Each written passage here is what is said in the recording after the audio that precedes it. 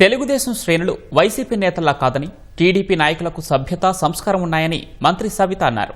శ్రీ సత్యసాయి జిల్లా గోరంట్ల మండలం చెట్ల మొరంపల్లి గ్రామంలో 2 కోట్ల రూపాయలతో నిర్మిస్తున్న రోడ్డుకు మంత్రి భూమి పూజ చేశారు. అనంతరం ఇటీవల నిర్మించిన గోరంట్ల బైపాస్ రోడ్డును ప్రారంభించారు. బహిరంగ సభలో మాట్లాడిన మంత్రి సవిత వైసీపీ అధ్యక్షుడు జగన్ తీరుపై విమర్శలు గుప్పించారు.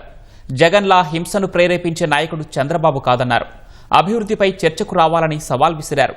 అక్టోబర్ నుంచి కొత్త పింఛన్లు, ఇళ్లు, ఇంటి స్థలాల మంజూరు చేస్తామని తెలిపారు. స్థానిక సంస్థల ఎన్నికల్లో కూటమి పార్టీ అభ్యర్థులను గెలిపించి వైసీపీకి గుణపాఠం చెప్పాలని పిలుపునిచ్చారు. పెనుకొండ నియోజకవర్గంలో హైవే రోడ్ సుమారుగా 33 కిలోమీటర్లు 700 కోట్లతో శతవేగంగా పనులు కూడా జరుగుతున్నాయి.